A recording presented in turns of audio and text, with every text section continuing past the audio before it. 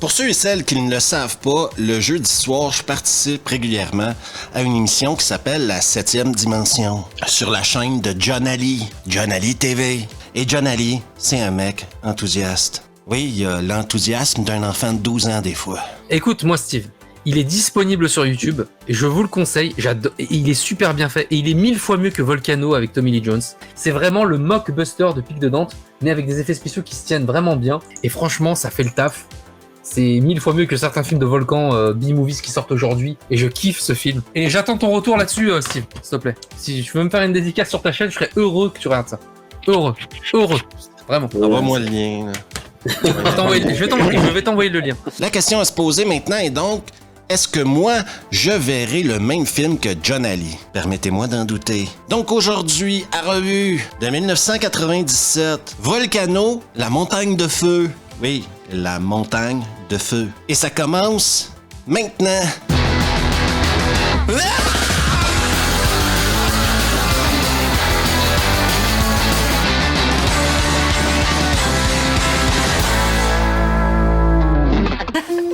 On fait le pari? Ouais. Ouais, c'est ça, tu cherches à me battre, hein? Le film commence par deux jeunes mariés qui font du ski. Oui, parce que même s'il s'agit d'un film de volcan ici, on a décidé de situer l'action dans une station de ski. Et j'aimerais leur souligner, et à tout le monde en même temps, que le hors-piste, c'est dangereux. David, aide-moi. Ah, jamais! Déjà, les effets du téléfilm te chopent par les burnes comme ça.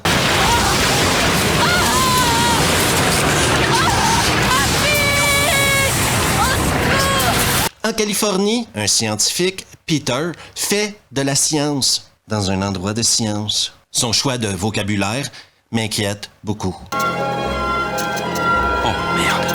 De retour à la station de ski, Buck, le shérif local, se pointe au diner afin de prendre un café avec sa femme qui est enceinte jusqu'aux yeux. Malheureusement pour lui, pas le temps de finir son jus de chaussette parce que sa sœur Kelly, qui travaille également pour la station, est inquiète à cause de ratons laveurs. J'ai retrouvé un autre raton laveur. Non, je ne crois pas, celui-là est plutôt grassouillet. On s'inquiète bien sûr de la secousse qu'il y a eu plus tôt, mais Kelly et Buck s'inquiètent également énormément pour des ratons laveurs. Tu as senti la dernière secousse? Oui, évidemment, je l'ai senti. Ce qui m'inquiète le plus, ce sont tous ces animaux empoisonnés. Oui, et des ratons laveurs pour la plupart. 5 cette semaine. Au Centre de géologie de la Californie, nous assistons à un débat entre la science et la politique. N'oubliez pas qu'il s'agit ici de science de téléfilm. C'est compliqué, mais pas trop. Tout nous mène à une éruption imminente sur le versant ouest du mont Angel, docteur. Pour moi, il n'y a même pas de quoi justifier une alerte C. Et le truc, c'est que Peter, notre scientifique préféré, s'est déjà trompé. Écoutez, docteur Osborne, j'en suis convaincu. Mais j'avais raison à propos de Kilauea, n'est-ce pas? Oui, mais vous aviez tort à propos de Shasta. Kelly, elle, de retour à la montagne, se balade sur un plateau de tournage et tombe là-dessus. On a une station de télémétrie hors d'usage. Ça va me prendre du temps. Notre scientifique est de retour, Peter, et par la magie de la téléportation, il va se retrouver à la montagne où Kelly va le mettre en état d'arrestation. On ne bouge plus. Jetez votre sac. Salut Kelly, ça fait un bout de temps? Pour les oiseaux, la situation devient mortelle.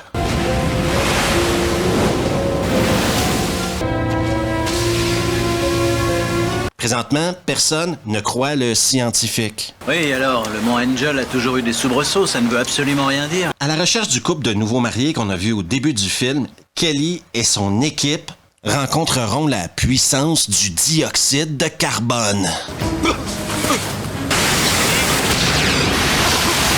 Mais encore une fois, Peter réussira à la sauver, elle et son équipe, grâce à la magie de la téléportation. Après avoir reçu un vaccin contre le tétanos, Peter va aller parler avec Kelly, qui vient tout juste de se réveiller. Il va lui dire « J'ai raison, t'as tort, et c'est le temps qu'on arrête de me faire chier. » Ne bougez pas, vous n'allez rien sentir. Alors, je te dis un grand merci. Non, tu ne me dois rien. Et quand Buck va se pointer, Peter va lui dire « Hey Buck, je suis scientifique, tu es shérif. J'ai raison, t'as tort, arrête de me faire chier. » Je sais ce que tu penses de moi, mais il faut que tu me croies cette fois. Quelque chose de grave se prépare et que Dieu nous aide si nous ne pouvons pas y échapper. Il y a également une histoire de promoteur immobilier assez cliché dans ce film-là. Et comme il y a une conclusion, mais il n'y a pas vraiment de milieu ni de début à cette histoire-là, j'en parlerai pas trop dans la vidéo. Les hommes d'affaires seront toujours les bienvenus ici. J'ai de grands projets pour cet endroit. Continuons dans la catégorie cliché de téléfilm de sci-fi des années 90. Le maire ne veut absolument pas fermer la station. C'est hors de question. Vous voulez créer la panique à cause d'un couple de jeunes mariés disparus, de quelques animaux morts et d'un bâton de ski. Mais Peter, en vrai scientifique, va sortir un beignet et lui montrer l'effet d'un volcan. Ça, c'est de la science. Regardez, est-ce que vous voyez ce beignet? Jusqu'à ce qu'elle finisse par trouver une sortie. Et alors? Salut, toi. Cet épisode de revue t'est présenté grâce à la participation de John Ali et de sa chaîne YouTube John Ali TV. N'oublie surtout pas de venir faire un tour et de participer à ces lives incroyables le jeudi à l'émission La 7e Dimension. 90 millions de dollars pour faire ça. Non, mais qu'est-ce que tu veux que je te dise là-dessus? Allez pas voir cette merde-là. Moi, le concept, tu sais, de la menace. Voilà, ça fait. J'ai failli sortir de la salle. Oh, vas-y, John, défends-nous le film, vas-y. Le refrain. I don't wanna close my eyes. I don't wanna fall asleep. 'Cause I miss you, baby. And I don't wanna miss a thing. Abonnez-vous à la chaîne de Steve Revue si c'est pas déjà fait. Et merci à toi et je te dis à très vite. On apprend maintenant que Peter et Kelly ont déjà été en couple. Une relation entre deux personnes qui était extrêmement complexe. Peter préférait son travail, comprenez-vous? Alors que Kelly, elle, préférait aimer Peter. Déchiré, il l'a quitté pour aller bosser au Centre californien de géologie. Kelly, elle, est restée à la montagne. En fin de compte, c'est pas si compliqué que ça. Oh, tu aurais pu venir avec moi, tu le sais. Tu ne me l'as pas vraiment demandé, Peter. Kelly, tu connaissais l'importance de mon travail dans ma vie quand tu m'as rencontré? De retour sur un plateau de tournage, tremblement de terre. Par chance pour Kelly et Peter, ils trouveront une motoneige qui va leur sauver la vie. Après la secousse, bien sûr, le maire tente de limiter la panique. Puis-je avoir votre attention, s'il vous plaît?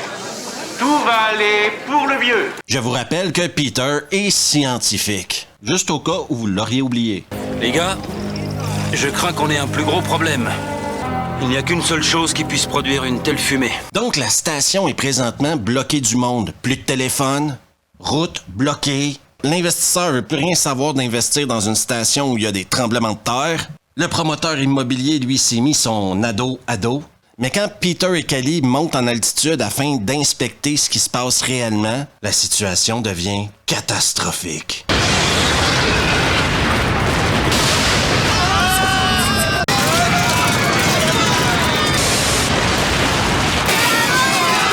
Et effectivement, maintenant, c'est la panique. Par miracle, Peter et Kelly ont survécu. Si on s'en sort, rappelle-moi de prendre des cours d'aérobic ou un truc comme ça. Ah, j'y manquerai pas. À ce moment-là, les hélicos de l'armée se pointent. Le gouverneur de la Californie a maintenant décidé de réquisitionner tous les hélicos de l'État et il envoie tous les hélicos afin de sauver les gens. Oui, les évacuer le plus rapidement possible grâce à un hélicoptère. Les Canadaires se pointent également dans la région afin de limiter les dégâts de la première éruption du volcan.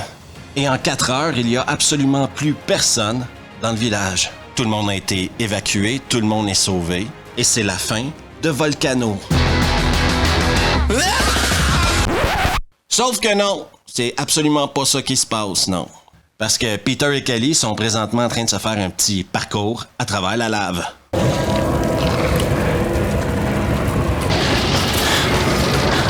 La femme de Buck, elle, est coincée à 5 km de la station parce qu'elle se cassait quand tout a commencé à péter.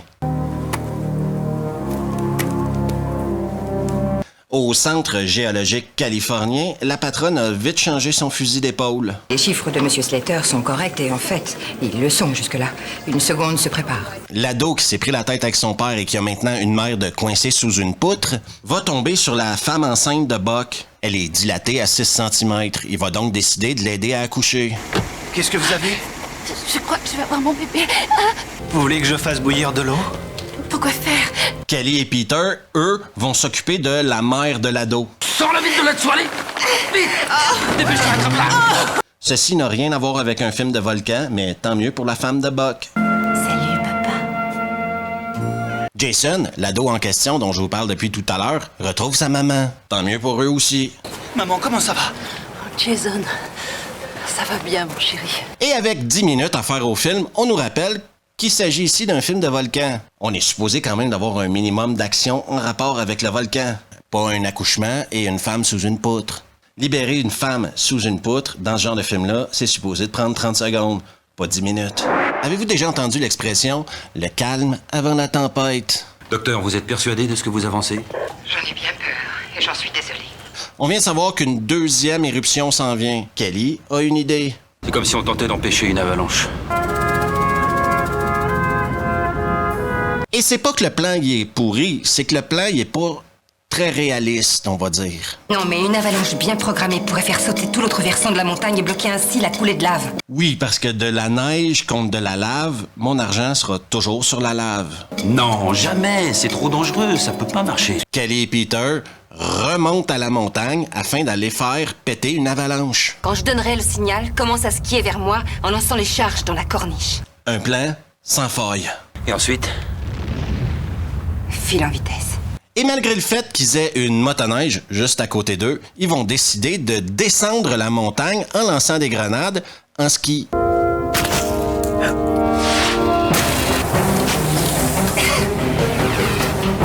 La magie du cinéma.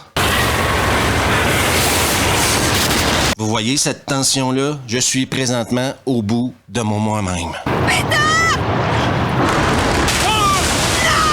La puissance de la science. Et Kelly avait raison. La neige peut arrêter la lave. Vous voyez que je fais un effort pour dire ça sans rire, hein? Et c'est la fin de Volcano, la montagne de feu. Allez tout le monde, faut commencer à dégager la neige. Et si vous tapez Volcano, la montagne de feu, il y a un master 1080p sur YouTube en VF à regarder, je vous le conseille. Et voilà, et donc voilà, du coup c'est le Pic de Dante, mais en version mockbuster, et c'est vraiment génial. Déjà John, je prends 2 secondes pour saluer encore une fois ton enthousiasme exceptionnel. Presque contagieux si j'étais pas aussi cynique. Et t'avais raison sur quelques points en parlant de ce film-là, John. Déjà, 1, effectivement, il dure moins qu'1h30. C'est bon ça. 2, oui, il est plus regardable que Volcano avec Tommy Lee Jones. Par contre, ça, c'est pas très difficile. Une vidéo d'accouchement est plus facile à regarder que Volcano avec Tommy Lee Jones. On fera pas semblant que c'est un exploit de sortir un film meilleur que Volcano. D'un autre côté, encore une fois, ton enthousiasme t'a trahi. Faudrait faire quelque chose pour cette joie de vivre-là un jour. Plusieurs plans, selon mon humble opinion, sont des miniatures un peu ratées. Mais le pire dans tout ça, c'est quand il se retrouve dans une situation où tu vois tout de suite que c'est un plateau de tournage, quoi. On dirait que la neige a été faite avec de la ouate et t'as aucun sentiment de froid. Tu sais qu'ils sont sur un plateau, c'est super cheap et tout le monde a de l'air de s'en foutre. On peut toujours utiliser l'excuse qu'il s'agit ici d'un téléfilm sci-fi des années 90. Une excuse valable, mais ça reste quand même assez moche. Ensuite, quand vient le temps d'écrire un scénario sur un film de volcan, ça serait génial de pas passer 10 minutes avec une femme qui est coincée sous une poutre. Surtout si c'est un personnage hyper tertiaire du film qui a peut-être 2 lignes de dialogue.